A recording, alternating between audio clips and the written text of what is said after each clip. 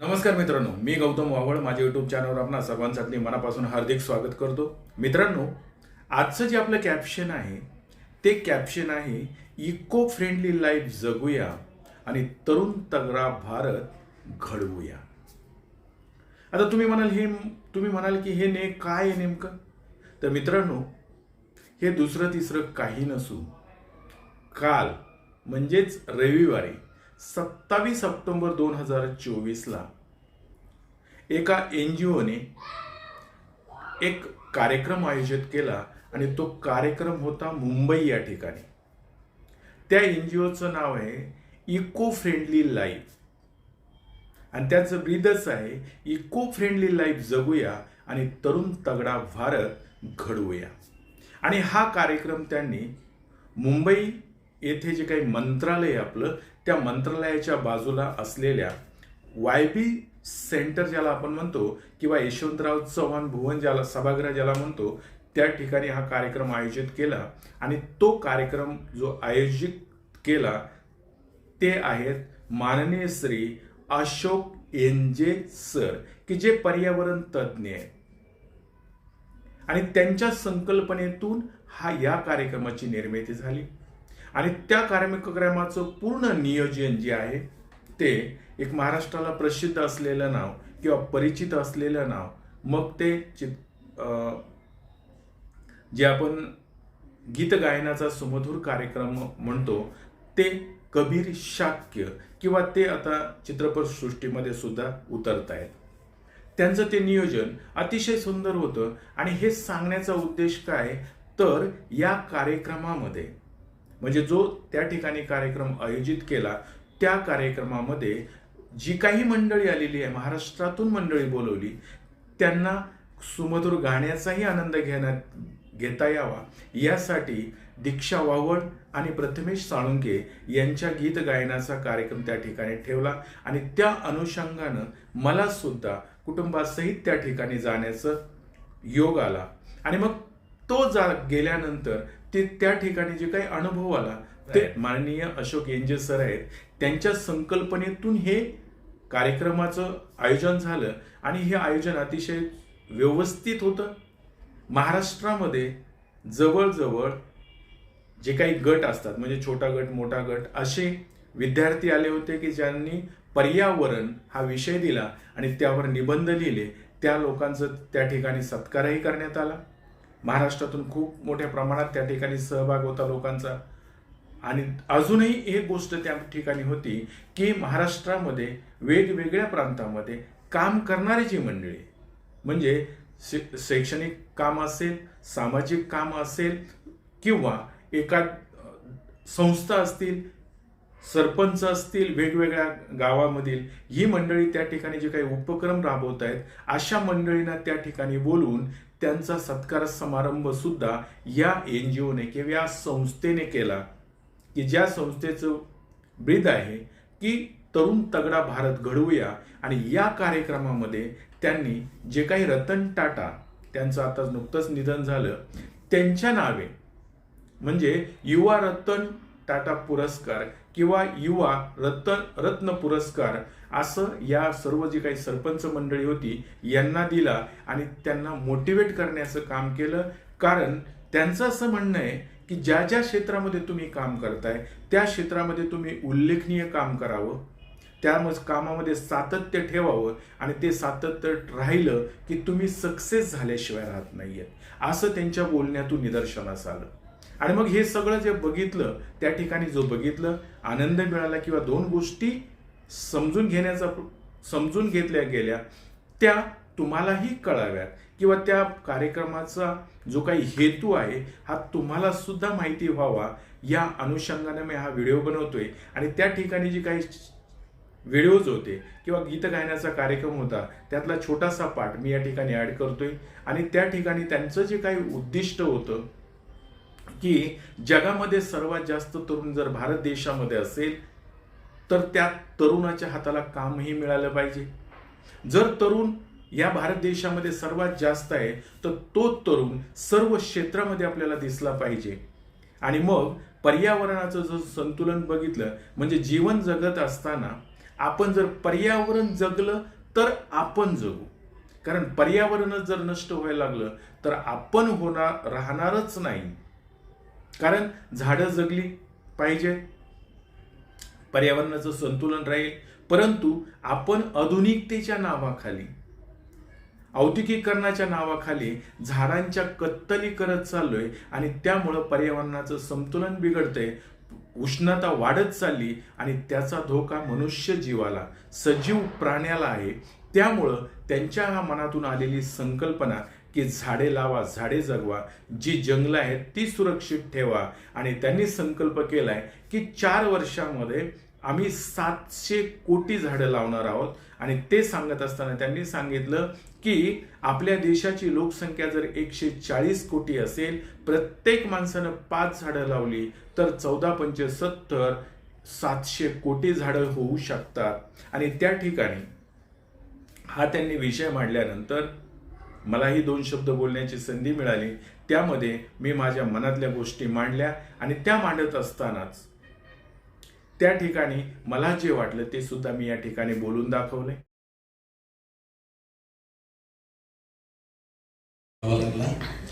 तर मित्रांनो, या ठिकाणी हे जे काही इको फ्रेंडली लाईफ आहे, हे जे काही आयोजक आहेत अशोक सर यांचं मी अगदी मनापासून प्रथमतः आभार मानतो की त्यांच्या मनामध्ये हा विचार आला.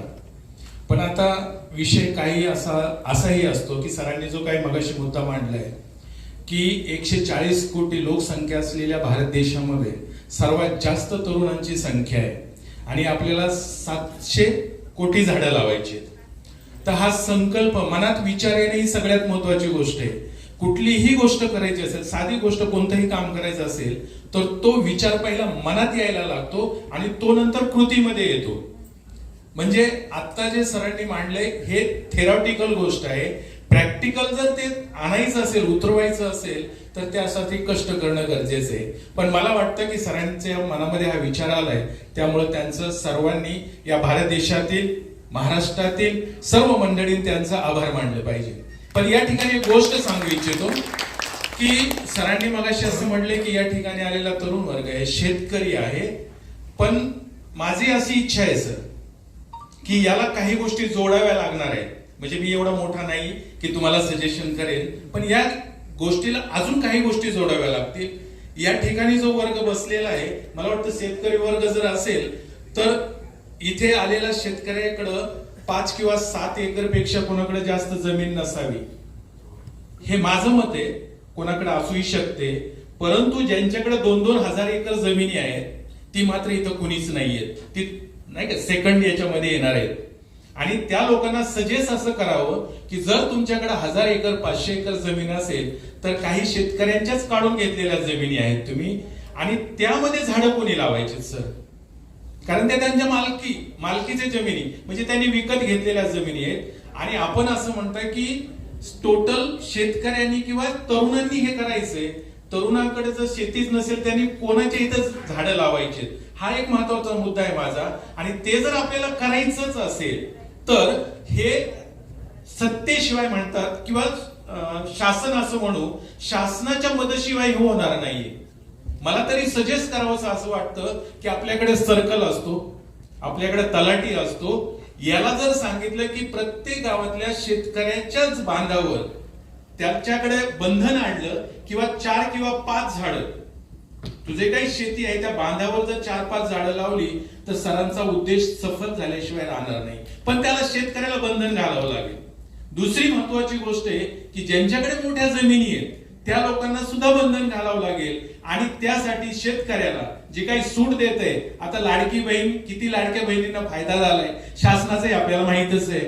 परंतु शासनाने जर त्या शेतकऱ्याला म्हणजे मदत केली की तुझ्या शेतावर, आता बघा समृद्धी महामार्ग जातो, त्याच्यात झाडं तोडली जातात, जो शेतकरी असेल त्याला शासन पैसा देतं, परंतु त्याच्याच शेतकऱ्याच्या त्याच बांधावर त्याचं जेवढं क्षेत्र असेल त्याच्यावर जर प्रत्येक एकर मध्ये 5-5 झाडं जर त्यांनी लावली तर त्या शेतकऱ्याला जर शासनाने मदत केली तर मला वाटतं सर आपला हा सातत्यपूर्ण उपक्रम जो आहे तो पूर्णत्वाला गेल्याशिवाय राहणार नाही. आणि त्यासाठी नाही म्हटलं तरी राजकीय आपण लोकशाही स्वीकारलेली आहे. प्रत्येकाला मत मांडण्याचा अधिकार आहे, प्रत्येकाला कृती करण्याचा अधिकार आहे, पण तो विचार त्या लोकांपर्यंत पोहोचला पाहिजे. आणि राजकीय मंडळींची साथ घेतल्याशिवाय तर हा उपक्रम तुम्ही जे म्हणताय 4 वर्षात, आता जे काही आपले राजकीय मंडळी, आता इलेक्शन चालू आहे, याच्यामध्ये या मंडळींनी जसे वेगवेगळे उपक्रम आणतात तसं जर काही थोडंफार त्यांनी केलं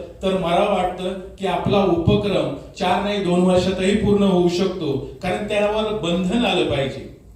नियम कशासाठी असतात तर त्या माणसांवर बंधन येण्यासाठी आणि त्यातून चांगलं काही घडण्यासाठी. मला असं वाटतं की एवढं सजेशन मला असं म्हणायचं होतं की तलाठी असतील, सर्कल असतील, यांच्यापुढे शासनाच्या माध्यमातून, मग तुमचे तलाठी तहसीलदार असतात, कलेक्टर असतात, प्रांत अधिकारी असतात, यांच्याकडून जर शेतकऱ्याकडे बंधन गेलं किंवा शेती कुणाची असेल त्यांनी त्या एकर प्रति, म्हणजे 1 एकर असेल तर 5 झाडं, मग तुझ्याकडे 1000 एकर असो 2000 एकर असो, तेवढी जर झाडं लावली तर मला वाटतं वातावरणही आपलं प्रदूषित होणार नाही, इको फ्रेंडली राहील आणि सरांचा जे काय उद्देश आहे हा सफल होईल. माझी एवढीच एक मला सजेस्ट करायचं होतं, तेवढं बोलतो आणि मी थांबतो. धन्यवाद.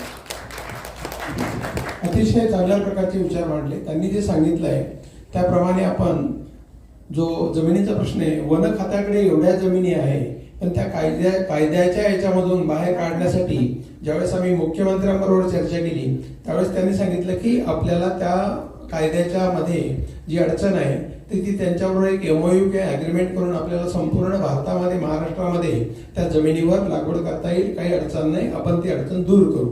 आता हे राजकीय पक्षामध्ये लोक जे असतात त्यांच्याशी खूप फॉलोअप करायला लागतो. तर ह्या सगळ्या ज्या गोष्टी आहे हे ऑलरेडी आपल्या ध्यानात आहे. कारण 700 कोटी लावायचं म्हणजे छोटी गोष्ट नाही, खूप मोठी गोष्ट आहे. पण त्या मोठ्या गोष्टीच्या दृष्टिकोनातून आपल्याला महाराष्ट्र शासनाच्या पलीकडे जाऊन प्रत्येक राज्यामध्ये आपण जाणार आहोत. त्याचबरोबर जे दिल्लीमध्ये सरकार आहे, संपूर्ण भारतात सरकार आहे, त्यांच्याकडे आपण जाणार आहोत. ज्या प्रकारे सरकार नोटबंदी डिक्लेअर करतं त्या प्रकारचं आपण पंतप्रधान असू दे किंवा राष्ट्रपती त्यांना सांगणार आहे की तुम्ही आता डिक्लेअर करा की 4 वर्षामध्ये तापमान एवढं वाढणार आहे, तर प्रत्येक व्यक्तीने किमान 5 झाडं लावून वाढवली पाहिजे, असं रात्री 12 वाजता डिक्लेअर करा. आणि इको फ्रेंडली भारत या संदर्भामध्ये फक्त आता नाडी तपासतोय सगळ्यांची, आपली, माझ्यापासून तर पंतप्रधान राष्ट्रपतीपर्यंत. कारण 4 वर्षानंतर ती अवस्था फार खराब असणार आहे याची जाणीव आपण ह्या संपूर्ण मोठ्या लोकांना पण करून देतोय, सर्वसामान्यांना करून देतोय, आपल्या स्वतःला करून देतोय. आणि या ठिकाणी प्रत्येक गोष्ट ही स्वतःपासून सुरू करण्याचं कारणच हे आहे की आपण केलं तरच इतरांना आपल्याला सांगण्याचा अधिकार असतो आणि ते प्रत्यक्ष करतील. आणि म्हणून नोटबंदी सारखं एक दिवस हे भारत सरकार झाडं लावण्याचा कार्यक्रम हा डिक्लेअर केल्याशिवाय राहणार नाही. आणि त्या संदर्भामध्ये अतिशय क्रांतिकारक पाऊल आपण घेतलेलं आहे. या ठिकाणी आपण थोडंसं सौम्य बोलतोय कारण आपली मुलं आलेली आहे, त्यांना त्या संदर्भात गाईडलाईन द्यायची आहे, त्यांच्यामध्ये बीजारोपण करायचं आहे. पण दुसऱ्या बाजूला अतिशय क्रांतिकारक पद्धतीच्या कृती चालू आहे की ज्या 4 वर्षामध्ये आपल्या सगळ्यांना दिसणार आहे. आणि भारत हा खऱ्या अर्थाने तरुण तगडा भारतच असेल. आणि तो तरुण तगडा भारत झाडं लावणं हे 700 कोटीचं खूप छोटं उद्दिष्ट आहे, त्याच्यापेक्षा अनेक मोठे मोठे उद्दिष्ट आहे. पण प्रथमतः हे उद्दिष्ट पूर्ण करता करता त्याचं अस्तित्व, जाणीव त्या तरुणांमध्ये आपण निर्माण करतो आहे आणि त्या जाणीवेतून पुढचा आपला प्रवास हा चालू राहणार आहे. तुम्ही अतिशय चांगली माहिती दिली, धन्यवाद.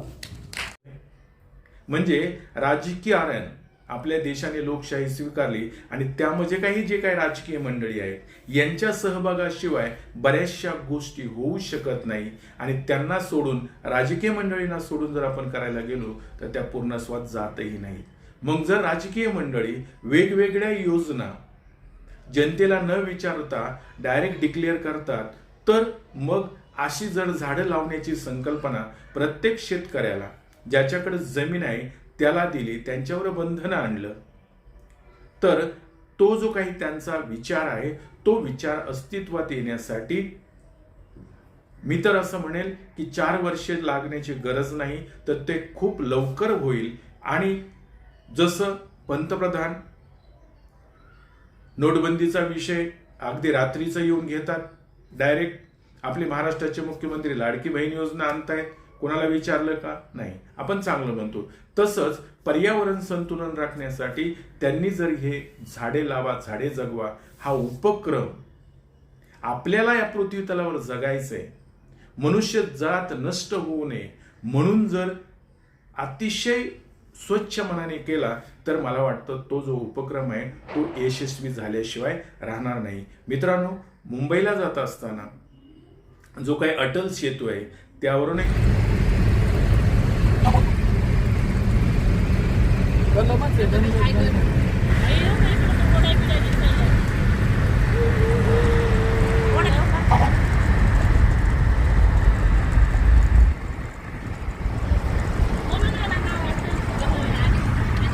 जाण्याचा मार्ग योग आला आणि तो बघितल्यानंतर जो आनंद मिळाला तो तुम्हालाही मिळावा या उद्देशाने हा व्हिडिओ मी बनवतोय. आणि त्यामधले जे काही क्षणचित्र असतील ती सर्व मी या ठिकाणी लोड करतोय. ती बघून तुम्हाला जर आनंद वाटला, तुमच्या मनामध्ये काही संकल्पना आल्या तर त्या तुम्ही नक्कीच कॉमेंट्समध्ये लिहा. आज एवढंच. आणि दुसरी एक गोष्ट अशी होती त्यांच्या कार्यक्रमामध्ये की आपल्या देशामध्ये जास्त तरुण आहे, तर तरुण हा राजकारणाकडे वळायला तयार नाही. कारण राजकारण म्हणलं की वाईट असतं, चांगलं नसतं असं बिंबवलं जातं. परंतु जर तरुण वर्ग जर पुढे आला, नवे विचार जर पुढे आले तर देश घडायला वेळ लागणार नाही. हे सुद्धा त्यांनी त्यामधून सांगण्याचा प्रयत्न केला. जसा विद्यार्थिनींचा सत्कार केला तसं वेगवेगळ्या ठिकाणाहून आलेले समाजसेवक असतील, सरपंच असतील, त्या लोकांचा सुद्धा सत्कार केला आणि त्या लोकांना मोटिवेट करण्याचा प्रयत्न केला. असं या संस्थेचं आणि माननीय श्री अशोक एनजे सर यांनी जो काही कार्यक्रम केला त्या कार्यक्रमामधली क्षणचित्र मी या ठिकाणी दाखवतोय. सुमधुर गीत गायनाचा कार्यक्रम झाला, त्यामधलं सुद्धा गीत मी या ठिकाणी लोड करतोय.